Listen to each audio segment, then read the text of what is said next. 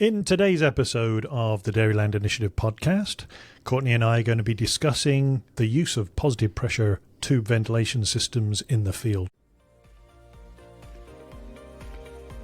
Hi, I'm Courtney Hallbach.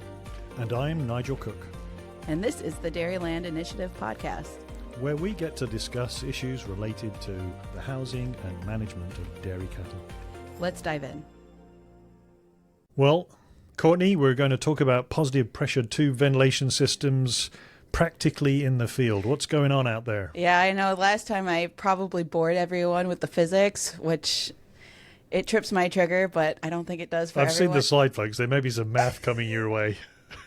Okay, I tried to dumb it down and really just focus on pictures. Okay. But last time we really talked about, how you go about choosing a fan, picking a tube, and placing holes, and the physics behind that. Yep. And this time I wanted to make it actually practical and put it into the field. All right, things that we can look at in the barn as we enter and kind of work out whether things have been designed correctly and whether it's working the way it should. Yeah. Okay. So to recap from last episode, we talked about why positive pressure tube systems are so great for calf barns, in that they are delivering a known quantity of air, specifically 4 air changes an hour in the winter, without creating a draft on the calves and getting that fresh air into the calf microenvironment.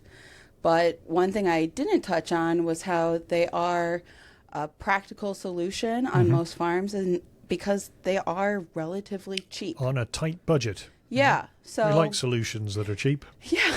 And, really there's just that upfront cost of purchasing the fan as well as the tube. And then after that, it's just maintenance costs and electrical costs for running the system year round. So when you compare that to a bottle of whatever you're using to treat calves for respiratory disease, it's looking pretty good in favor of the positive pressure tube system. Yeah, that's true. And I'm continually amazed at how these systems run 24/7, 365 days a year, and don't seem to need a lot of maintenance. I mean, Nope. We've got barns that the fans have been running for 8 years now, and they've never been turned off. Just, again, boggles my mind. Yeah. So depending on the size of the fan and what brand you go with, you'll have a range of costs there. So smaller fans, you may be spending about $250, and then those really large fans to hopefully move large volumes of air in larger barns, you may be closer to that $800 per fan. Tube, it's really going to depend on the material that you choose. If you're going with the cheapest, flimsiest plastic that is available, you may be looking at about $10 per linear foot. Yeah, don't do that. No, I just don't think those things just last long enough now, and there's just better options, aren't there? Yeah.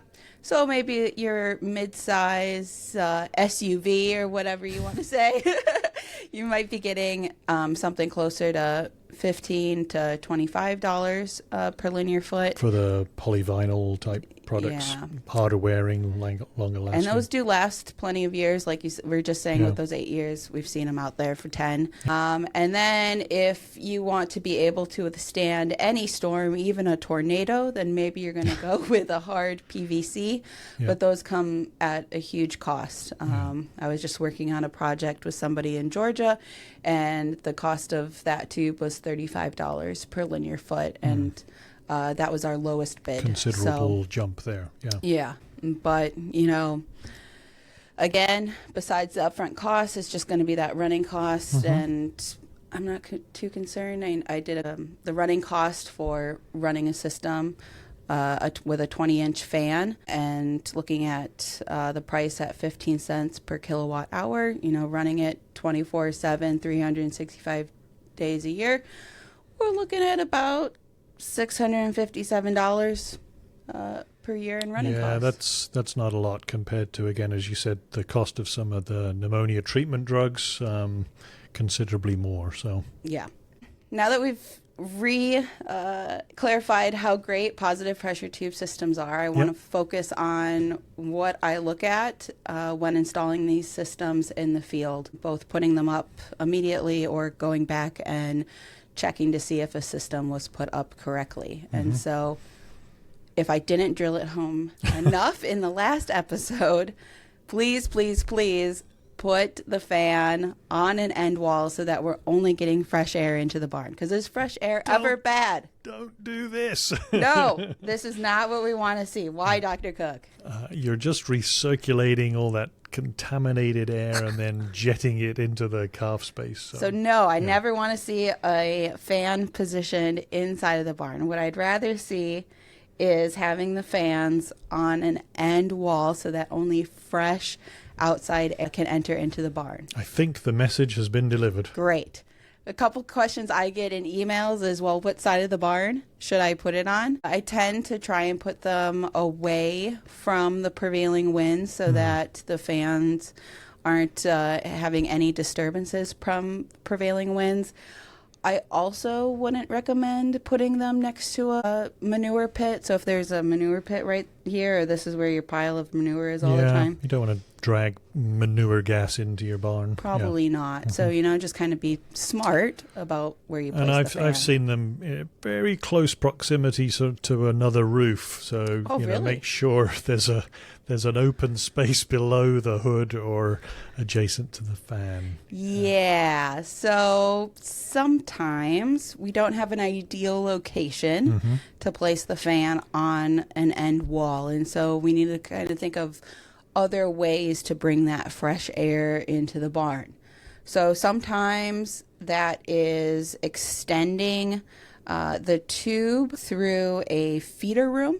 Yep. Where you'd have the fan on the outside and then just having a tube that's the same diameter as the tube in the barn, going through that room and then attaching the tube to the opposite end. This portion of the tube would not have any holes in it. You can do that, but what's the point if it's just going through a feeder room? Yeah, so there'd be some tiny friction losses, but almost negligible to the specs that you're designing. Yeah. Okay. Sometimes we might put the fan on a side wall versus the end wall, and then again, using the tube at the same diameter as the rest of the positive pressure tube system, we'd have that then going out into the barn. A slight angle is okay. So a 45-degree angle would be ideal. I've seen some 90-degree angles, but minimizing it to just one angle is best. Okay. Then what's more common in some Canadian facilities and in some Wisconsin facilities as well is using an air delivery duct system where we are drawing air out of a hay mow. And the reason for this is, again, maybe you can't place the fan directly on the end wall, but also you may want to draw some warmer air in from the hay mow. Again, we're not too concerned about that cold air coming into these facilities, cooling the barn significantly, but if you just wanted a little extra boost of warmer air and you know that you have that space from the hay mow where there is fresh air coming in from above, readily available in those types of facilities. Yeah, you can do this air delivery duct. You want to make sure that you're not restricting air to the fan, though. Yep. So these need to be sized so that air can move through the box at 200 to 400 feet per minute. And to figure out what the cross-sectional area of the box should be, you would take the fan CFM, either the total of all of the fans connected to the box or just the one fan, and then divide that by 200 or 400 feet per minute, and that gets you the cross-sectional area. So what if the airspeed were higher than that? What's that indicating, Courtney? The fan is going to have to work harder to pull air, and it might not then be delivering your 4 air changes per hour that you designed it for. Okay. So that is why we are So concerned. Emblematic of a restriction of some kind. Okay. Once we place our fan on an end sidewall or whatever, we want to hopefully restrict any moisture from getting into the system. So limiting Snow, you mean? Snow. And a bit of rain. Yeah. Okay. But again, those hoods need to be oversized so that we aren't restricting airflow into the system. And the airspeed that we want air moving in through the hood to the fan is 500 feet per minute. So I wish we could have kept it at like 400, but we want a little bit more You space went more. for Okay. these. So There's ideally, an interesting looking hood on that barn that you're showing there, Courtney, kind of extending down. What the heck's that about? yeah. So if we have our fan placed very close to a roof line, Yeah. it's a little bit easier for snow to get picked up into the hood Oh, I system. see. So the idea with extending the hood down is so that we don't have any of that snow getting picked up.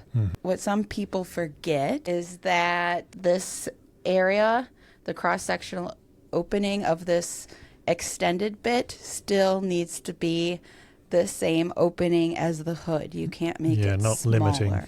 Yeah. And then some people put chicken wire over the bottom, and then you'll see chip packets and various other debris kind of blocking the inflow of air in that kind of circumstance. Yeah, so I also like putting fans kind of in a area that's high traffic so that people can occasionally glance up and see that nothing has been stuck on the chicken wire. When putting chicken wire onto these hoods, you don't want it to be too fine of a mesh. You still, again, nothing to block that airflow. Right. Like that fun snow there in that picture. Yeah. So this system would benefit from an extender like the picture above. Okay. And then, do you recognize this photo, Dr. Cook?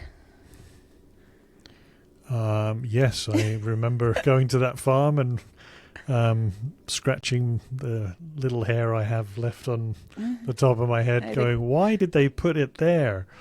Yeah. Yeah. That little bald part right here, folks, that's It's just hanging on, folks. Just hanging on. That's because of too many times walking into barns and seeing some So weird there's installations. a big old exhaust fan right underneath your inlet to your positive pressure tube, likely compromising airflow, I would think.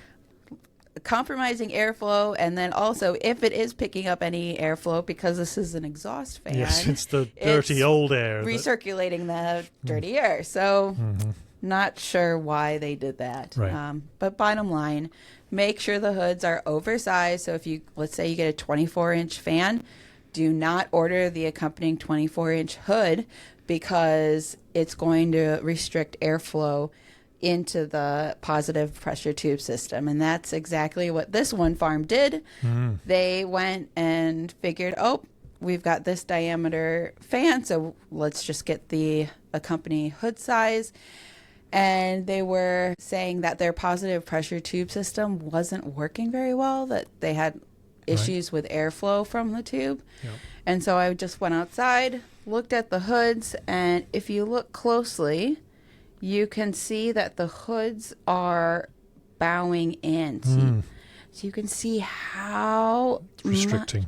Those fans are just Sucking them in. sucking air in, trying Wow. as hard as it can to get airflow into that barn. So they didn't come like that. They the fans made them like that. Yes. Wowzer. And so the solution, because that was the largest hood available from that manufacturer, was to go and make a custom-made hood. A little bit added cost, but now there are no air restrictions to the fan, Yay. and they're happy. Yep. Next, I wanted to talk about tube materials. And so we had talked about the costs associated with them, but what do they look like in practice? And so this bottom left photo is of the cheapest type of material. It kind of just looks flimsy, Too many translucent. bad memories of the older tube systems that used to use that cheap plastic, and those would be the recirculation ones. I haven't seen many people with Let's do better these, than that. but don't order the flimsy plastic tubes. Instead, I'd like to see that woven polyethylene or vinyl tube systems. That's kind of your middle of the road. And we see a lot of those, Yeah. Those would be absolutely dominant now in the industry. They're really accommodating to the custom designs that these positive pressure tubes require. A lot of manufacturers will use lasers to custom cut the holes. Yep. Easy to install. And we see these things in airports, swimming pools, bars. Now we're into positive pressure tubes. We see them everywhere. And they come in different colors. So I've seen some in hot pink. Yep. Different colors, shapes, and sizes. So we like these, and they last a long time. Yeah. I mean, I've seen. And you've got a tubes. range of companies that are set up because they're doing the human side, not just for calf barns. The calf barns would be a small part of their business, but they've Oh, got. come on! I want to think it's bigger than that. But they're laser cutting. They can accommodate a lot of different variations in design. Yeah. Yeah, so that's the one that I would look at first. But there are some situations where you may look at a more indestructible tube material, such as a PVC pipe or a smooth interior drain tile. Most of the time I see those in three-sided barns where they're going to be open and exposed to prevailing winds. Yeah. Again, very expensive. They also are labor intensive because you have to cut the holes in them. And it's a little bit more difficult to hang them as well because they are quite heavy. But when I do walk into a barn and I see these types of tubes, I want to make sure that the interior is smooth so that there isn't any disruption. Yeah, they're not the corrugated manure pipes. They're the smooth inside. They are smooth. In terms of where we want to place the tubes, I try and get them away from skid steers as much as possible. Out of the way, yeah. As I'm sure everyone has experienced skid steeritis. And usually they go up into the truss system so that ensures that they are out of the way of equipment. I've been on many a ladder with you, Courtney, measuring the distance between trusses for these installations. Yes, it's very key to make sure that when you do the design that you do have your enough tube space. can fit in the hole. Yeah. Yep. Typically, I like to make sure that they're not touching the truss. Otherwise, you will get some wear over time. So I've seen some people put foam padding if the tube is touching. Yeah, because there is a little bit of movement. Slight movement. A little movement over a long period of time can create some damage and wear. Yeah. I like to not place them too high into the rafters, though. So kind of like our max height off of the floor is about 16 feet. It just helps ensure that the air doesn't have to travel as far to reach the calf pens, and it lessens the amount of disturbance the air jets might receive from prevailing winds and when sidewall heights usually are open. around sort of 12, 14 feet for a lot of these barns. So that's where we put them. Okay. These vinyl polyethylene tube systems, they come with clips. You can get clips added at the 9 and 3 o'clock or 10 and 2 o'clock positions.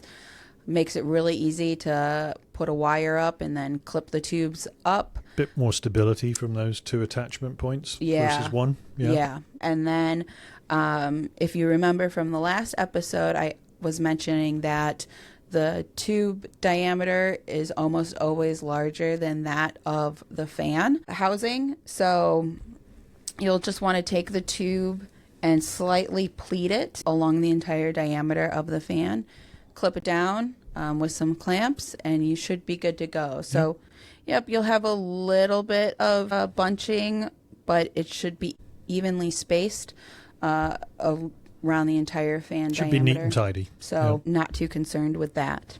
Okay. Concern. We're back to moisture problems, folks. Moisture all the time. Sometimes we do see sweating tubes or raining Sweaty tubes. Yeah. Man. Not good to see, but there's usually an explanation for this, and it's because of insufficient ventilation rates inside of the facility, maybe an extreme temperature difference between the air coming in through the tube and hot, humid air touching it and condensing on the outside. Yeah. Okay. Or you just have a lot of humidity in the barn. So This picture, it's an extreme situation. It came from a farm that had moved from individually raising calves to group housing them. And so there was a lot more moisture because calves were consuming a lot more milk, urinating more as a milk result, makes more pee. and there were more calves in the barn. So there were a lot of factors that went into making it to completely freeze over, but for them the solution was increasing the ventilation rate and making sure that they did have some openings in the barn to allow air to escape to improve So tell me what you mean by that, Courtney. Increasing the ventilation rate through the tube, or they added another tube system, so because you can't add another fan or make a bigger fan onto the existing tube system. So another tube system to help kind of bring more air into the barn. Yep. Okay. And then opening up some of the sidewall so that you had some air passing through. So barn probably wasn't at the 4 air changes now that we're talking about for the winter. No. Got it. And in some cases, depending on the location of the barn, you may need to up that minimum ventilation rate from 4 to 6 to 8 air changes per hour as well. Okay. But polyethylene vinyl tubes come with the option for anti-condensation treatment. And what Sounds that is, a very fancy term for a tiny hole. Yeah, fancy term for tiny rows of holes. Okay. And so if you walk into a barn and you see really tiny holes towards the top of the tube system, it's just anti-condensation treatment, and it helps create a barrier of air around the tube so that you don't have as an extreme temperature difference between the air entering inside of the tube and then touching the air on the outside of the tube inside of the barn. This was an interesting picture we received Swirling. From somebody in the Northeast. Yeah, I can remember this one coming in. And it was a little confusing because it isn't something we see a lot of, but it was really interesting to see these dirt marks on holes coming out at almost like towards the ceiling. Yep. Nearest the fan. And we're like, what's going on? Well, we did ask an engineer. Yep. The engineer said, oh, that's just air swirling. It's swirling. Near the fan, inside of the tube. And I go, oh, well, how do we make that stop? Yeah, you don't like that? I want air exiting. Yeah, so you got a rotating fan, the blades going around. It does swirl the air as the air enters the tube. So usually a bigger problem on the bigger tubes, yeah? Yeah. But the solution is to add straighteners. Straighteners. I know, which I didn't know that was a thing. Mm-hmm. Or discharge stator blades. But before doing that, do talk with the fan manufacturer because those can decrease the fan output significantly. So if it was designed at 4 air changes an hour, you may not be getting So these that. are sort of like vanes fitted to the sort of inside of the fan housing before it meets the tube. Yeah, to help just straighten out that air. But if it would significantly decrease fan output, then, maybe you just live with the first couple of holes near the fan, and it is what it is. Just don't put calves there. And in bigger tubes, the air exits the hole at an angle as well, and so some people put deflectors, again, usually for the larger tubes for adults. Just so that instead of the air coming off to the side, it gets straightened out more towards the bottom. So I do want to point out that you may not have air exiting the tube nearest the fan like you would want and getting that air into the calf pen, but you are still delivering the 4 air changes an hour to the barn. Yeah, but it's not coming out sort of perpendicular, especially close to the fan. Then sometimes you may walk into a facility Flappy tubes. You see tubes wiggling around, flapping which way and that. And I don't like those. I don't like that because, again, you're not getting air out of the tube closest to the fan. So if there are calves directly under there, maybe they're not getting the air that we want. And so typically it's because there is a mismatch between the fan and the tube. So in this case, the video that we're watching here, the tube needs to be slightly bigger because there's too much air coming in from the fan and it's making it flap around like that. So it's an expensive fix, unfortunately. Usually means a new tube, yeah? Yeah, because the other option would maybe be to reduce the fan output, but usually these fans have already been designed for that 4 air changes an hour. So Yeah. if you reduce the output, You're compromising air exchange. exactly. So it's not great when we see these situations. But yeah, usually walking into a barn, if you see the tube is the same size as the fan, it's usually not a good sign. Yeah. In terms of the holes on these systems, we'll see anywhere from 1 to 4 rows. Seeing more than that, we're just trying to get too picky in where air is going. So don't worry, like we don't need to be precise. Don't get too fancy. Just 1 to 4. The smallest hole diameter that I like to see is about a 1/2 inch. Anything smaller than that, you're really not going to see air exit out of those holes. But then I also don't want to see a huge range of sizes between the smallest and the largest hole diameter. So as a rule of thumb, the largest hole diameter shouldn't be more than twice the size of the smallest one, just so that we can ensure that air is exiting out of all of the holes in the tube.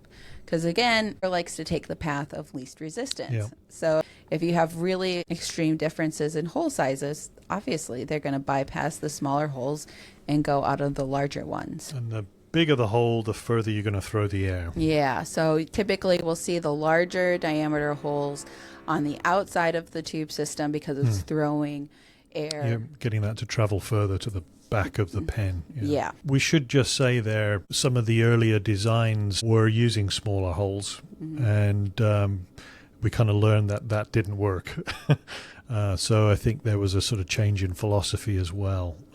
So yeah, the size of the holes are really important. And be cognizant that you didn't put too big of holes in so that you're drafting the cab. There is Correct, a happy medium. Yep. And so you kind of mentioned where should holes be directed. And typically we're trying to aim for the front third to front half of pens, whether they're individual or group settings, just because that air is going to continue to travel into the barn and we want to make sure that it's staying within the pen. So I've seen air jets that are going towards the back of pens, but why do that? Because it's just shooting the air outside of the out of the barn over the top of the pens. And you don't have to distribute it over the entire pen. It's nice to give calves a choice, so they can kind of move into the air jet or move away from the air jet if maybe the design isn't quite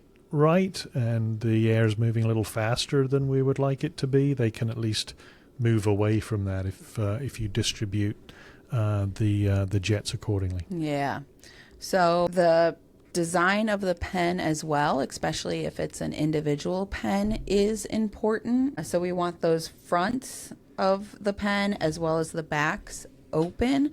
So if we are shooting air into that front third, it can enter in through that front panel and get into the calf pen and circulate. And then as a rule of thumb, we typically like to have those air jets landing about 3 feet or a meter inside of the sidewalls, and that's also where the back of the pen should be placed so that calves aren't experiencing a draft from incoming air in the winter. Yep. And then as a friendly reminder, we are not wanting to chill the calves in the winter, so the air jets should settle about 4 feet or 1.2 meters above the floor at 60 feet per minute or 0.3 meters per second. So closer to the calf, the air's still moving, but it's just gently wafting by and removing that stale contaminated air and moving it around. Yeah. And we don't necessarily need one hole per pen because those air jets are cones, and so there is some overlapping and that air spreading out. And again, we have the air mixing from inside of the barn with the air in the tube, so you're getting that fresh air, and air is continually moving. Right. They're not lasers.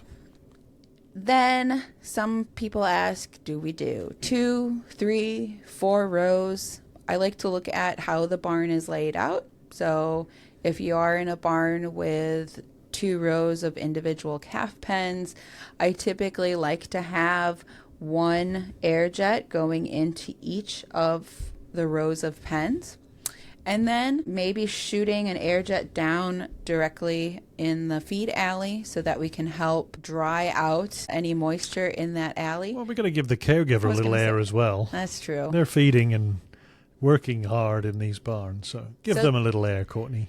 They may feel a draft on their back because they're a little bit taller than calves, and they're in the work alley.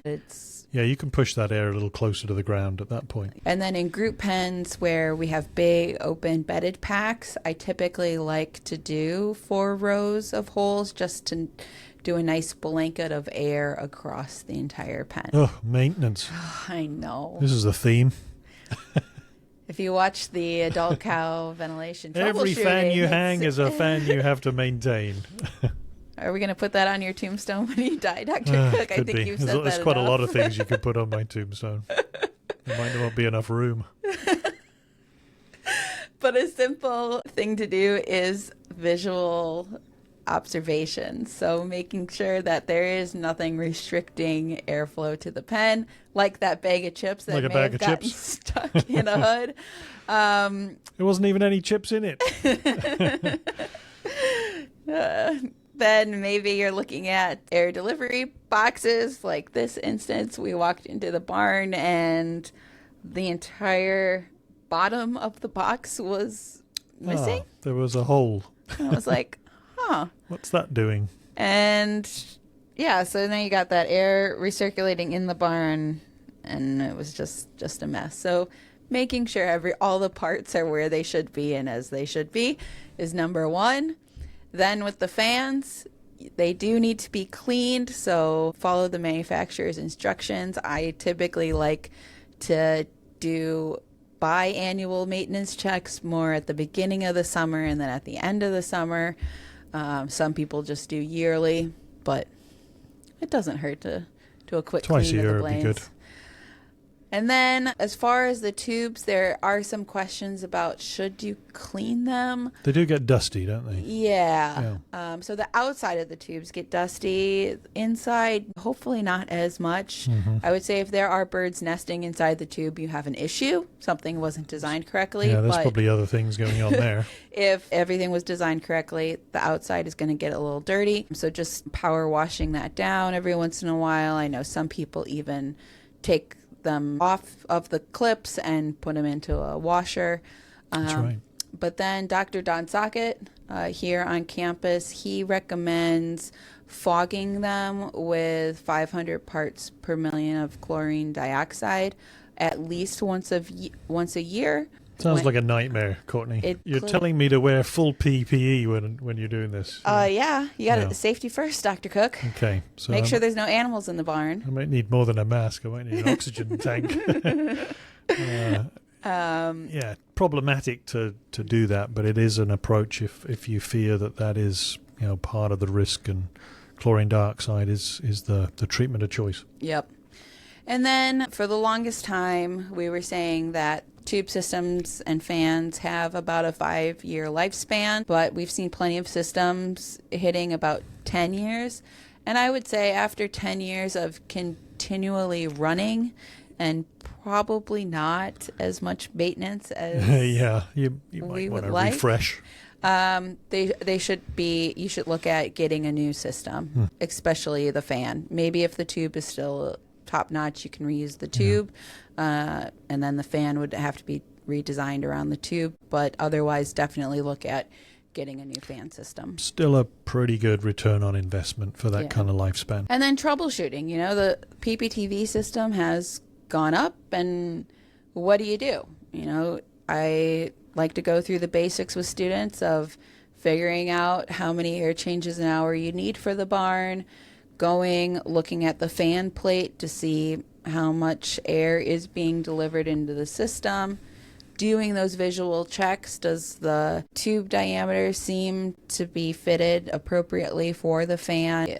Are the air jets from where the holes are located looking like they're going into where they should go. Yeah, we got a demonstration here of the air leaving the air jets and perhaps not being quite where it needs to be. Yeah, so my colleague, Chris Isley, he is the fog man. I think he carries around a fogger with him wherever He loves goes. that machine. He's got a dad minivan. If there's one of It's those in the going trunk. in a yard sale, it's in the back of his trunk. Yep. Yeah. And so he's really, I would say, revolutionized the fogging industry here. But fogging is really great at demonstrating where air is going, especially in these tube systems. So if there is a concern with a positive pressure tube system, I recommend fogging first. And to do that, you should make sure that the entire barn is closed up, sidewalls, doors. Key step, yeah. Just, We don't want any influence from yeah. prevailing winds when you're trying to see where the air jets are going. And then somebody should be out on a ladder and pumping the fog through a fogger up near the fan and then watching where the air distributes from have the a tube. fire extinguisher handy just in case Probably something safe for a bad bucket happens. of water, but I recommend having 2 people involved. So one person on the outside of the barn fogging and then somebody inside recording how the air jets are leaving. And if you're on your own, ask the farmer or caregiver to do the filming. You do the fogging, and at least you can then see from the video what's happening. Yeah. In this picture, you can see that the air jets are completely missing the calf pens below and going out of the sidewall when the sidewalls are open.